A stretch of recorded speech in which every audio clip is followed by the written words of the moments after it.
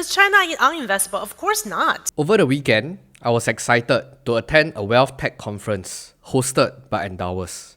Of course, other than the free food and also the goodie bags, I was more interested in understanding the current sentiments around how the different institutions are essentially thinking about investing into China today. Considering the myriad of different challenges, from the geopolitical backdrop to key structural problems facing the economy, and of course, the large liquidity outflows from their capital markets. So it is no secret to any investors as Chinese equities continue to underperform on the global stage.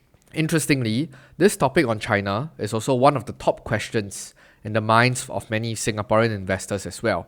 I think we're going to go turn to the audience question, and the top voted one is not a surprise, it's China. And when we contrast this to our international audience, we can see a stark difference.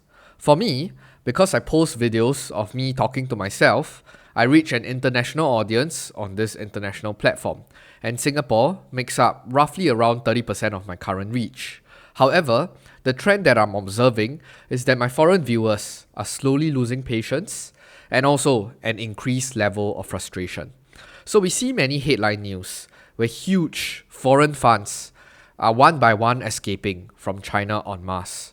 Global funds abandon China blue chips in $12.6 billion sell-off, 188 billion exodus, massive retreat of funds from Chinese stocks.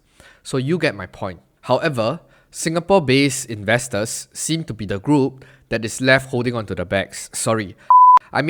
Remaining steadfast in our conviction to hold on to many of these Chinese names and Chinese equities.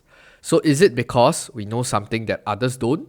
We have seen the real economic impact of many of these Chinese companies have in this side or this part of the globe.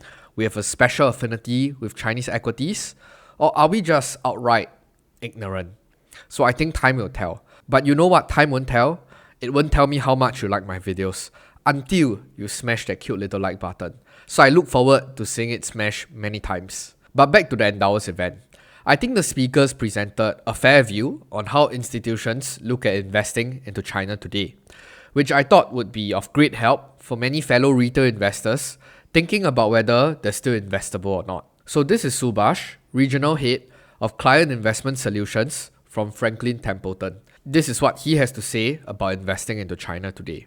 The challenges you face there are, of course, we're still at a more elevated stage of geopolitics. And also, while there is stimulus ongoing in China, we get to kind of see that really strong stimulus that propels the economy forward. So what we do see in emerging markets is definitely very attractive valuations. It's a sensible place for long-term investment, but I think you need to be patient in your expectations because there are ongoing risks, there is ongoing adjustment. Some of you might bounce back at me and say that, oh, he didn't really say anything about investing into China. We all already know that China is cheap. So let's hold our horses. So I think it's true that in the investment world today, institutions across the board agrees with us that Chinese equities are generally cheap. So you don't necessarily see them saying it's cheaper relative to something else, but just outright cheap. And I quote, valuations are sensible for the long term. So most investors will actually pounce on the first part of the qualification. China is cheap means it's a buy. So I do hope that investing is really that easy. But really, many investors are slowly getting shaken out of their position because their patience is getting tested again and again. If you're serious about long-term investing, of course, you need the right broker for it. And Webull is definitely one of the top in my list. So DCA. That's what you always hear people preaching about in investing. So what exactly is DCA? In short, it's dollar cost averaging, where you determine a preset amount and time interval you are going to set money aside to the stock market. Sounds easy, but I bet most of us cannot stick to the plan. Thankfully, Webull has recently introduced a method that will help us take away our emotions from the picture. So you can now automate your investments via their regular savings plan, RSP for short, to help you save both time and energy so that you can do things that matter in your life. So Webull's RSP currently supports US listed stocks, ETFs, and SGD USD denominated mutual funds. Webu's RSP is really a game changer for passive investors that want to automate their investment process, yet stay disciplined in making their money work harder for them. So here's how you do it. All you need to do is choose a US stock, ETF or mutual fund, set the amount to invest, select your payment method, and the frequency of each interval. Simple as that. And this is how you continue to build your portfolio automatically. Oh, and did I also mention that for new users who have yet to sign up for Webull, you can potentially claim 6 free shares worth up to $3,000 if you fund and maintain any amount for 30 days, only if you use my link down below in the description. If you sign up on your own, the welcome deal will only entitle you to 2 free shares instead of the 6. On top of that, their current Money Bull promotion allows you to get up to 5.18% with the money market instrument on your idle cash, coupled with up to $2,000 cash voucher if you actually meet their promotional criteria. So for those of you who have yet to sign up, what are you waiting for? Link will be in the description below.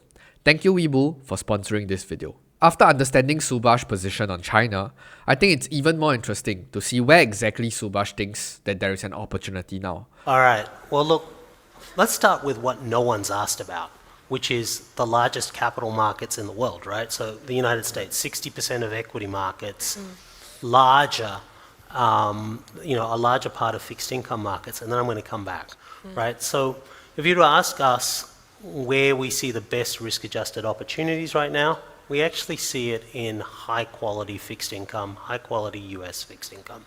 So when you see 10-year bond rates at around 5%, when you see investment-grade credit well into the 6s, these are returns where if you buy and hold to maturity, you have appreciable, decent levels of return. But typically, if you look at the last 6 US rate hike cycles, typically when the Fed is done, in the next 12 months, you actually see bond yields fall, 10-year bond yields fall, by somewhere between 50 to 150, 200 basis points. So for us, we feel as though the US Fed is closer to that end point, if they haven't already hit it. And so for us, we see high-quality fixed income as, from a risk-adjusted perspective, an attractive place to be, because you can see returns close to double digits if you see bond yields rally, which would be our expectation, especially given the large sell-off. You highlighted we are close to 3 years now of negative returns. If you add up the negative returns in US fixed income, it's close to 25%. That's the largest drawdown. So we know that government bonds are getting destroyed in the open market today as they continue to keep rates higher for longer, supply outmatching demand, and the yields of the 10-year treasury bond continues to climb. Frankly, I don't think there's an issue if you wish to dial down your risk exposure on a portfolio level, moving away from equities to fixed income. But you really need to know what you're doing. For younger folks out there, I think getting spooked out of the markets today and never entering back to harvest the risk premium provided by equities will be a very, very big mistake down the line. Specifically on switching allocation, there is a rule of thumb provided by Peter Lynch that I've recently came across. So he said that, I didn't buy bonds for defensive purposes because I was afraid of stocks, as many investors do. So I bought them because the yields exceeded the returns one could normally expect to get from stocks. So when yields on long-term government bonds exceed the dividend yield of the S&P 500 by 6% or more, sell your stocks and buy bonds. So I think the thought process laid out by Peter Lynch is much more important. You don't buy bonds because you're scared of stocks. As he puts it, you buy bonds because the risk reward is in your favor. Bond-like risk will give you equity-like returns, and that's when you exploit on this mispricing. So if we do follow this logic, the S&P 500 dividend yield is right around 1.59%. And if we add 6% to it, I think it's phenomenal if you're able to lock in your cash at a 7.6% 10-year treasury yield if there comes a day it happens. So for me, I still stay invested in the markets for the longer term. Pivoting back to China, this is what the CIO of AIA Singapore, the second largest insurer in Singapore, has to say. We have a love and hate relationship with China, right? mean, it's the world's second largest economy. It carries a lot of weight in many industries. So where's China now? I think there are a lot of hope for China at the beginning of the year. China did perform after they reopened. It was up very nicely. But you have to realize that China is such a huge economy. For it to recover sharply like a V shape is nearly impossible because they have fundamentals they need to fix. And the government is trying to do that. Actually, the Beijing government is doing a lot of right things. They're trying to deleverage not just the government's balance sheet, which is humongous, but also individuals' balance sheet, because they are trying to come down on the property market, right? So property rise by at least 3 to 5 times, depending on which city you're looking at. In the past 10 years, that's how a lot of people become wealthier. Is that the right level? Might not be. So now they're trying to force a more normalized property price across China. That hits everybody's balance sheet, right? It's the largest part of the GDP. So you can't expect a country whereby the whole country is experiencing that kind of revaluation, normalization of the balance sheet, coming down the property prices that will, their balance sheet value will drop right away, right? And that touches every single family in China. We can't expect they will just recover like that tomorrow. It's impossible. So they're feeling the pain, but it's a great way to set the economy back to more healthier status. This is a pain that they have to go through. But is China uninvestable? Of course not. It's such a good place for a lot of very innovative companies. So when everybody, especially more Western school of thought that they're not going back to China or they are pulling out of China, it's a great timing to go into it. That's why you see a lot of true investors, institutional investors, professional investors, they start to select really good companies, good quality companies with strong cash flow, strong balance sheet to invest. And that they might benefit from this years down the road. But you have to be patient with China. So I think she painted a much more upbeat and optimistic story, where in Chinese, we actually have this saying, 船到桥头自然直. The bridgehead will straighten itself once the boat arrives. So for investors that can really look through the noise and cut through the BS, stay invested for the long term with patience, it might actually be a really attractive time to accumulate positions in Chinese equities today. Funnily enough, both of them, representing huge institutions, are saying one thing about staying invested, having patience, looking at the long term. On the other hand, you see so many funds, enterprises, pulling out left and right from Chinese equities.